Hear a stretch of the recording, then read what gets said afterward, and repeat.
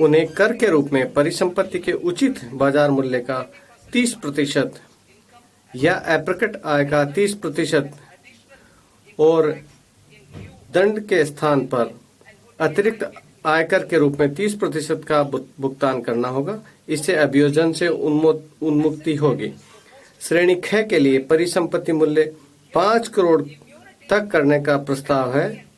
इसमें 1 लाख रुपए के भुगतान पर दंड और अभियोजन दोनों से उन्मुक्ति होगी। दंड और अभियोजन को युक्तिसंगत बनाना। कार्यवाहियों की विविधता व्यापार की सुगमता में बाधा डालती है। मैं दोनों के लिए एक सामान्य आदेश के माध्यम से कर निर्धारण और दंड कार्यवाहियों को एकीकृत करने का प्रस्ताव करती हूँ।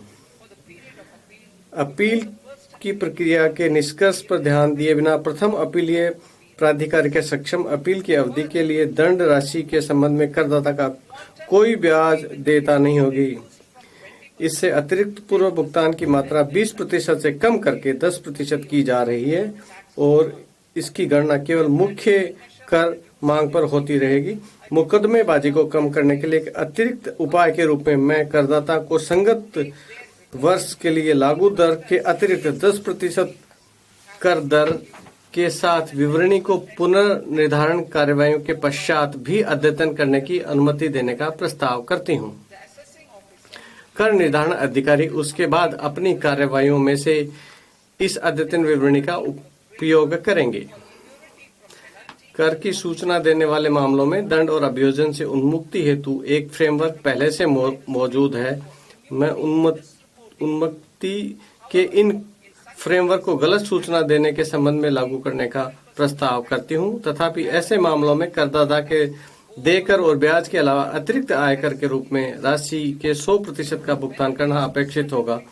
खातों की लेखा परीक्षा कराने में विफलता, अंतरण मूल्य निर्धारण, लेखा परीक्षा रिपोर्ट प्रस्तुत न करने तथा वित्तीय लेन देनों के लिए विवरण प्रस्तुत करने में चूक जैसी कतिपय तकनीकी चूकों के लिए दंडों को शुल्क में परिवर्तित करने का प्रस्ताव करती हूँ।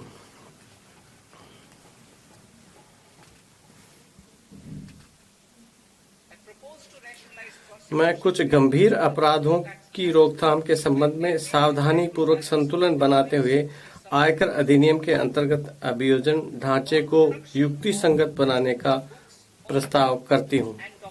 लेखा बहियों और दस्तावेजों को प्रस्तुत न करना तथा वस्तु रूप में भुगतान के मामले में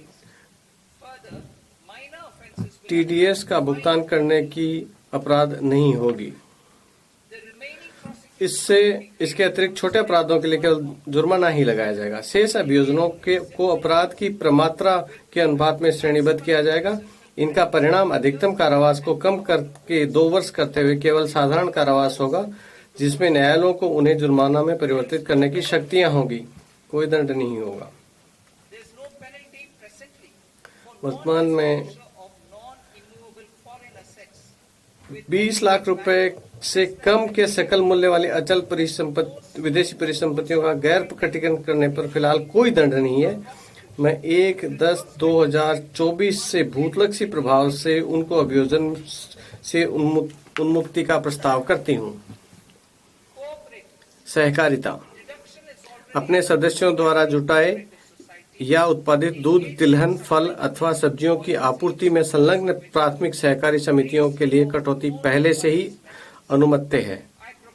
मैं उनके सदस्यों द्वारा उत्पादित पशु चारा और कपास के बीज की आपूर्ति को इस कटौती में शामिल करने का प्रस्ताव करती हूँ। मैं नई कर व्यवस्था के अंतर्गत अंतर सहकारी समिति लाभांश आय को इसके सदस्यों में आगे संवितरण की सीमा तक कटौती के रूप में अनुमति दिए जाने का प्रस्ताव करती हूँ। मैं किसी अधिसूचना राष्ट्रीय सहकारी संघ द्वारा दिनांक 31/1/2026 तक कंपनियों में किए गए निवेश पर प्राप्त लाभांश आय पर 3 वर्षों की अवधि के लिए छूट देने का प्रस्ताव करती हूँ। ये छूट केवल तभी प्रदान की जाएगी जब उक्त लाभांश को इसके सदस्य सहकारी समितियों से आगे वितरित किया जाए। भारत के विकास इंजन के रूप में आईटी क्षेत्र को सहायता। भारत सॉफ्टवेयर विकास सेवाओं, आईटी समर्पित सेवाओं, ज्ञान प्रक्रिया आउटसोर्सिंग सेवाओं और सॉफ्टवेयर विकास से संबंधित संविदागत अनुसंधान और विकास सेवाओं के क्षेत्र में वैश्विक अग्रणी है। ये व्यवसाय क्षेत्र एक दूसरे से अभिन्न रूप से जुड़े हुए हैं।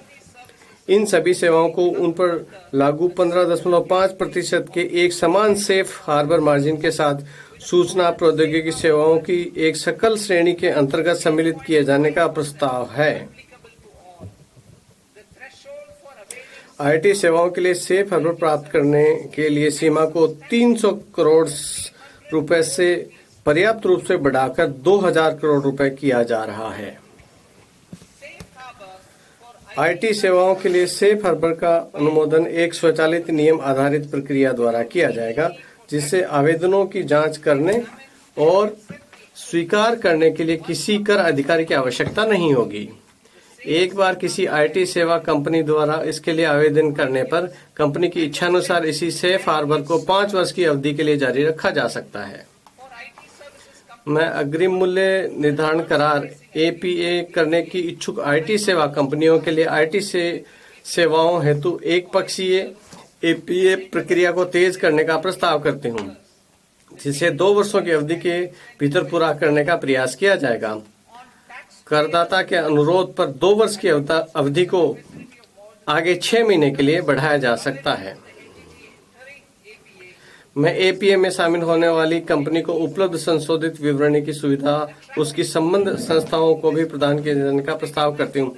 वैश्विक व्यापार और निवेश आकर्षित करना, डाटा केंद्रों में महत्वपूर्ण अवसंरचनाओं को समक्ष बनाने और निवेश बढ़ाने की आवश्यकता पर विचार करते हुए मैं किसी ऐसे विदेशी निवेश के लिए वर्ष 2047 तक एक रियायत प्रदान करने का प्रस्ताव करती हूँ, जो भारत में डाटा केंद्र और सेवाओं का उपयोग करके वैश्विक स्तर पर क्लाउड सेवाएं प्रदान करती हैं। तथापि इससे भारतीय पुनर्बिक्री संस्था के माध्यम से भारतीय ग्राहकों को सेवा प्रदान करने की आवश्यकता होगी। यदि डाटा सेंटर प्रदान करने वाली कंपनियां एक संबंधित कंपनी है तो मैं उसे लागत कर पर 15% का सेफ हार्बर प्रदान करने का भी प्रस्ताव करती हूं। इलेक्ट्रॉनिक विनिर्माण के लिए जस्ट इन टाइम कार्य कुशलता का उपयोग बढ़ाने के लिए मैं बीजक मूल्य के 2% के लाभांतरण पर किसी ब्रांडेड वेयरहाउस और कंपोनेंट वेयरहाउस के लिए अनिवासियों को सेफ हार्बर प्रदान करने का प्रस्ताव करती हूं। लगभग 0.7% का परिणामी कर प्रतिस्पर्धी क्षेत्राधिकार के मुकाबले काफी कम होगा। भारत में टोल विनिर्माण को बढ़ावा देने के लिए मैं ऐसे किसी अनिवासी को आयकर से 5 वर्षों के लिए छूट प्रदान का प्रस्ताव करती हूं, जो बॉन्डेड क्षेत्र में किसी टोल विनिर्माता को पूंजीगत वस्तुएं, उपकरण अथवा टूलिंग उपलब्ध कराता है। वैश्विक प्रतिभा के विशाल पूल को भारत में लंबी अवधि के लिए काम करने हेतु प्रोत्साहित करने के लिए मैं अधिसूचित योजनाओं के अंतर्गत 5 वर्षों की प्रवास अवधि के लिए किसी अनिवासी विशेषज्ञ की वैश्विक आय के लिए छूट का प्रस्ताव करती हूं। मैं उन सभी अनिवासियों को न्यूनतम वैकल्पिक एमएटी से छूट प्रदान करने का प्रस्ताव करती हूं, जो अनुमानित आधार पर कर का भुगतान करते हैं। कर प्रशासन पे मैं भारतीय लेखांकन मानक में ही आय परिकलन और प्रकटन मानकों के लिए अपेक्षाएं शामिल करने हेतु कॉर्पोरेट कार्य मंत्रालय और केंद्रीय प्रत्यक्ष कर बोर्ड की एक संयुक्त समिति के गठन का प्रस्ताव करती हूं। कर वर्ष 2027-28 को आईसीडीएस पर आधारित पृथक लेखांकन अपेक्षाओं को समाप्त कर दिया जाएगा।